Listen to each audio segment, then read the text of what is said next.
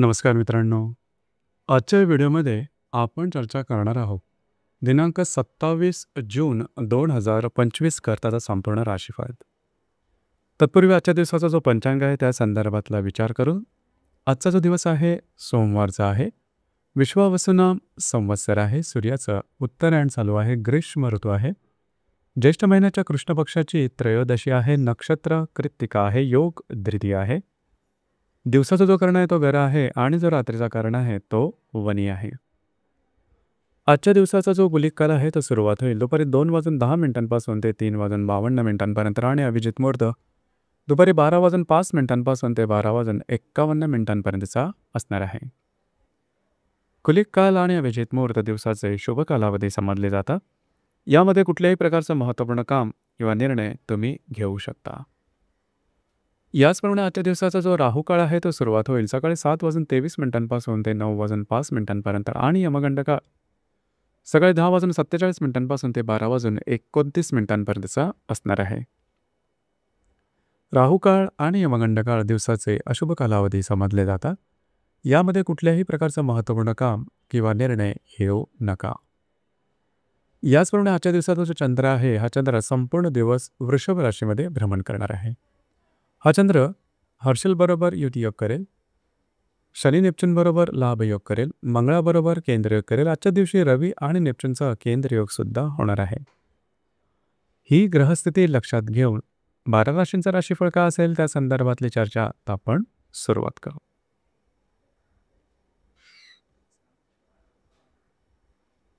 सर्वात पहिली जी रास आहे ती आहे मेषरास.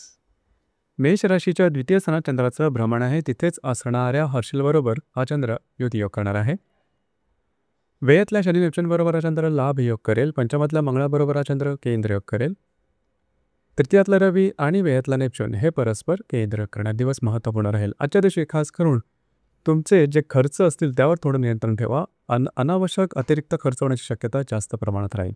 याचप्रमाणे तुमच्या वाणीवर थोडी कंट्रोल ठेवणं गरजेचं राहील. तुमच्या वाणीमुळे माणसे दुखवले जाण्याची शक्यता जास्त प्रमाणात राहील. याचप्रमाणे जर तुम्ही कोणाच्या रिलेशनशिपमध्ये असाल तिथे सुद्धा छोट्या मोठ्या कारणामुळे वादविवाद होऊ शकतील. काळजी घ्या. येणाऱ्या 2 ते 3 दिवसामध्ये कमिटमेंट, प्रॉमिसेस, कागदोपत्री व्यवहार यापासून लांब राहणं गरजेचं राहील.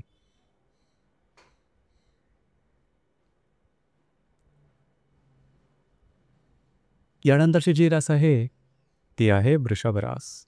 वृषभ राशीमध्ये चंद्राचं भ्रमण आहे. तिथेच असणाऱ्या हर्षलबरोबर हा चंद्र युतियोग करणार आहे.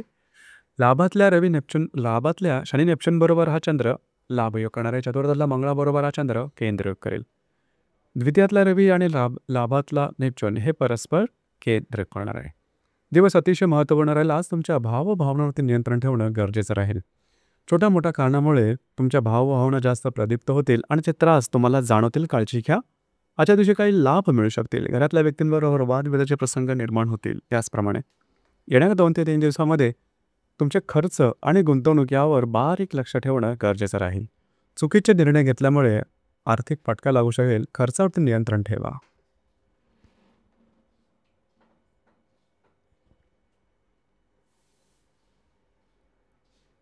यानंतरची जी रास आहे ती आहे मिथुन रास. मिथुन राशीच्या व्ययस्थानात चंद्राचं भ्रमण आहे. तिथेच असणाऱ्या हर्षलबरोबर हा चंद्र युतियोग करणार आहे. तृतीयातील मंगळाबरोबर हा चंद्र केंद्रयोग करेल. दशमातील रवी शनी नेपच्यूनबरोबर हा चंद्र लाभयोग करेल. तुमच्याच राशीतला रवी आणि दशमातला नेपच्यून हे परस्पर केंद्रयोग करणार. अत्यंत महत्त्वपूर्ण दिवस आहे आजचा. खास करून आजच्या दिवशी तुम्हाला बऱ्याच प्रमाणात अलर्ट राहावं लागेल. छोट्या मोठ्या आमिषांना बळी पडू नका. स्वतःच्या भावभावनावरती नियंत्रण ठेवणं गरजेचं राहील. आजच्या दिवशी कुठल्याही प्रकारचे निर्णय भावनेच्या आहारी जाऊन अजिबात घेऊ नका. फ्रस्ट्रेशन, स्ट्रेस, टेन्शन जास्त प्रमाणात जाणवेल. याचप्रमाणे महत्त्वपूर्ण निर्णयापासून लांब राहणं गरजेचं राहील. जे तुमचं कार्यक्षेत्र असेल त्या संदर्भातले काही चांगले येऊ शकतील. मात्र अलर्ट राहणं, दक्ष राहणं गरजेचं राहील.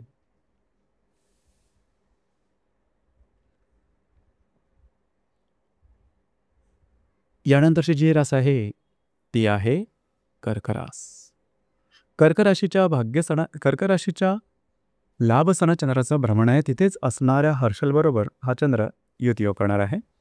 भाग्यातल्या शनी नेपच्यून बरोबर हा चंद्र लाभयोग करेल आणि द्वितीयातल्या मंगळाबरोबर हा चंद्र केंद्रयोग करेल. व्ययातला रवी आणि भाग्यातला नेपच्यून हे परस्पर केंद्रीय करणारे दिवस महत्त्वपूर्ण राहील. खास करून आजच्या दिवशी तुमचे खर्चावरती थोडंसं नियंत्रण ठेवा. कुठल्याही प्रकारच्या लाभाची अपेक्षा आजच्या दिवशी सहसा ठेवू नका. लाभाच्या मागे लागू नका. तुमचे अंदाज चुकू शकतील, काळजी घ्या. याचप्रमाणे येणाऱ्या 2 ते 3 दिवसामध्ये कुठल्याही प्रकारच्या महत्त्वपूर्ण व्यवहारापासून लांब राहणं गरजेचं राहील. दिवस तुमच्यासाठी शुभफलदायी असाच असणार आहे.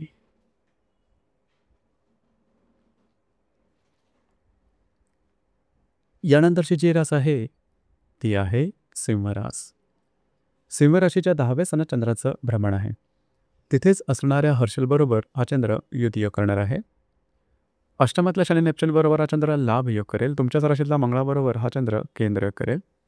याचप्रमाणे लाभातला रवी आणि अष्टमातला नेपच्यून हे परस्पर केंद्र करणारे दिवस महत्त्वपूर्ण राहील. जे तुमचं कार्यक्षेत्र असेल त्या ठिकाणचे सहकर्मी किंवा वरिष्ठ यांच्यावर वादविवादाचे प्रसंग निर्माण होतील. काळजी घ्या. कुठल्याही प्रकारचे टोकाचे निर्णय घेऊ नका. स्वतःच्या भावभावनेवर नियंत्रण ठेवणं गरजेचं राहील. याचप्रमाणे येणाऱ्या 2 ते 3 दिवसामध्ये आरोग्याकडे सुद्धा लक्ष देणं गरजेचं राहील.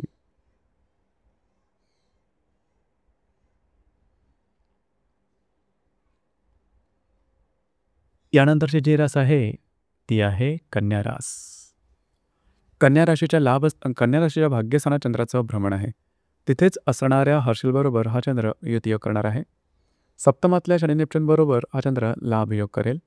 व्ययातला मंगळाबरोबर हा चंद्र केंद्र करेल. दशमातला रवी आणि सप्तमातला नेपच्यून हे परस्पर केंद्र करणार आहे. दिवस अतिशय महत्त्वपूर्ण राहिला. तुमचा मूड, कॉन्फिडन्स, एनर्जी अतिशय चांगल्या प्रकारचे दिसून येईल. जी कामं हाती घ्याल ती अगदी सहजपणे मार्गी लागू शकतील. मात्र कुठल्याही प्रकारच्या नवीन कामाची सुरुवात किंवा निर्णय आजच्या दिवशी घेऊ नका.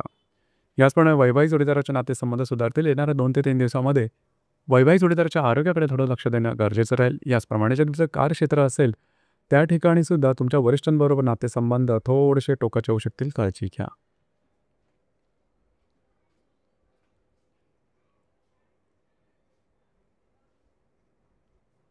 यानंतरची जी रास आहे ती आहे तुळरास.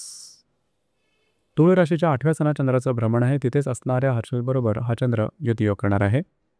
षष्ठातल्या शनी नेपच्यून बरोबर हा चंद्र लाभ योग करेल. भाग्यातला मंगळाबरोबर हा चंद्र केंद्र करेल. त्याचप्रमाणे भाग्यातला रवी आणि षष्ठातला नेपच्यून हे परस्पर केंद्र करणार दिवस महत्त्वपूर्ण राहील. आरोग्याकडे लक्ष द्या. आरोग्याच्या संदर्भातले त्रास, लागणं, कापणं, खरचटणं, फ्रॅक्चर होणं अशा प्रकारे शारीरिक दुखापतीचे प्रसंग निर्माण होऊ शकतील. थोडंसं अलर्ट राहणं गरजेचं राहील. इझी मनीच्या मागे लागू नका. कुठल्याही प्रकारची महत्त्वपूर्ण कामाची सुरुवात आजच्या दिवशी करू नका. याचप्रमाणे येणाऱ्या 2 ते 3 दिवसात जे तुमचं कार्यक्षेत्र असेल त्या संदर्भातले महत्त्वपूर्ण निर्णय यापासून लांब राहणं गरजेचं राहील. वरिष्ठांबरोबर छोट्या मोठ्या कारणामुळे मतभेद होऊ शकतील.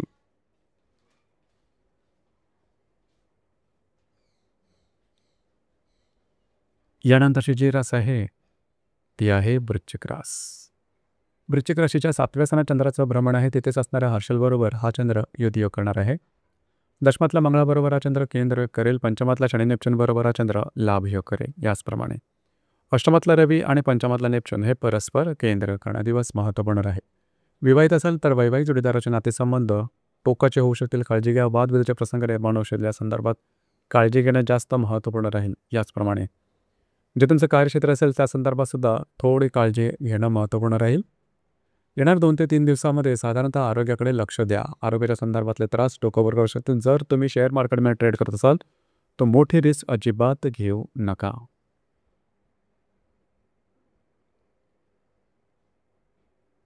यानंतरची जी रास आहे ती आहे धनुरास. धनुराशीच्या 6व्या स्थानात चंद्राचं भ्रमण आहे. तिथेच असणाऱ्या हर्षलबरोबर हा चंद्र युतियोग करणार आहे. भाग्यातला मंगळाबरोबर हा चंद्र केंद्र योग करेल. चतुर्थातील शनी नेपच्यून बरोबर हा चंद्र लाभ योग करेल. सप्तमातला रवी आणि चतुर्थातला नेपच्यून हे परस्पर केंद्र योग करणार आहे. दिवस अतिशय महत्त्वपूर्ण राहील.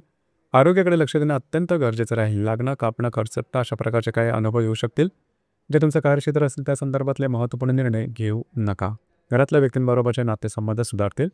येणाऱ्या 2 ते 3 दिवसामध्ये वैवाहिक जोडीदाराच्या आरोग्याकडे लक्ष देणं गरजेचं राहील. आरोग्याच्या संदर्भातले काही त्रास अचानकपणे डोकं वर काढू शकतील.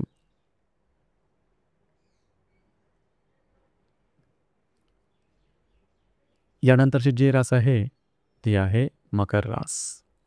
मकर राशीच्या 5व्या स्थानात चंद्राचं भ्रमण आहे. तिथेच असणाऱ्या हर्षलबरोबर हा चंद्र युतियोग करणार आहे. तृतीयातील शनी नेपच्यून बरोबर हा चंद्र लाभयोग करेल.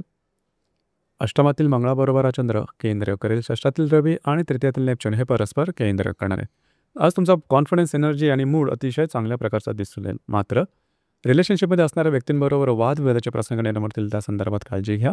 जर तुम्ही शेअर मार्केटमध्ये ट्रेड करत असाल तर काही चांगले लाभ मिळू शकतील. येणारे 2 ते 3 दिवस अत्यंत महत्त्वपूर्ण राहतील. आरोग्याकडे लक्ष देणं गरजेचं राहील. कागदोपत्री व्यवहार, कमिटमेंट, प्रॉमिसेस यापासून लांब राहा. कुठल्याही प्रकारच्या नवीन कामाची सुरुवात येणाऱ्या 2 ते 3 दिवसात अजिबात करू नका.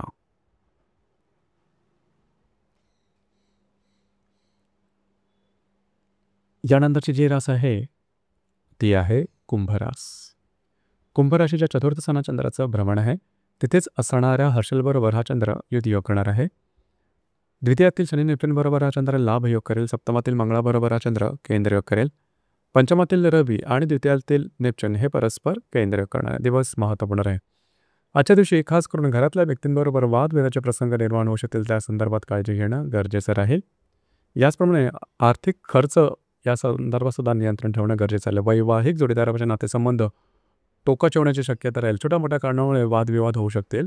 स्वतःच्या भावभावनांचे नियंत्रण ठेवा. येणाऱ्या 2 ते 3 दिवसामध्ये साधारणतः जर तुम्ही शेअर मार्केटमध्ये ट्रेड करत असाल तर मोठे ट्रेड करू नका. तुमचे अंदाज चुकू शकतील. जर तुम्ही कोणाच्या रिलेशनशिपमध्ये असाल तिथे सुद्धा मिसअंडरस्टँडिंग होण्याची शक्यता जास्त प्रमाणात दिसून येईल.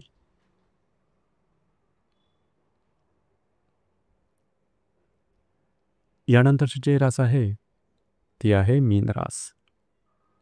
मीन राशीच्या तृतीय स्थानात चंद्राचं भ्रमण आहे. तिथेच असणाऱ्या हर्षलबरोबर हा चंद्र युतियोग करणार आहे. तुमच्याच राशीतला शनी नेपच्यून बरोबर हा चंद्र लाभयोग करेल. चतुर्थातील रवी आणि तुमच्या राशीतला नेपच्यून हे परस्पर केंद्र करणार आहेत. याचप्रमाणे षष्ठातला नेपच्यून आणि तृतीयातील चंद्र हा सुद्धा परस्पर केंद्र करणार. आजच्या दिवशी तुम्ही बऱ्याच प्रमाणात ॲक्टिव्ह राहाल. महत्त्वपूर्ण कामं करण्याकडे कल राहील. मात्र ते पूर्ण होताना थोड्या प्रमाणात त्रास होईल, त्या संदर्भात काळजी घ्या. आरोग्याकडे लक्ष देणं गरजेचं राहील. येणाऱ्या 2 ते 3 दिवसामध्ये घरातील ज्या मोठ्या व्यक्ती असतील त्यांच्या आरोग्याच्या संदर्भातले काही त्रास डोकं वर काढू शकतील, त्या ठिकाणी लक्ष द्या. घरातल्या व्यक्तींबरोबर वादविवादाचे प्रसंगसुद्धा निर्माण होतील किंवा वास्तूच्या संदर्भातली महत्त्वपूर्ण कामं हाती घेऊ नका. तर मित्रांनो, हे होतं दिनांक 23 जून 2025 करताचा संपूर्ण राशीफळ. धन्यवाद.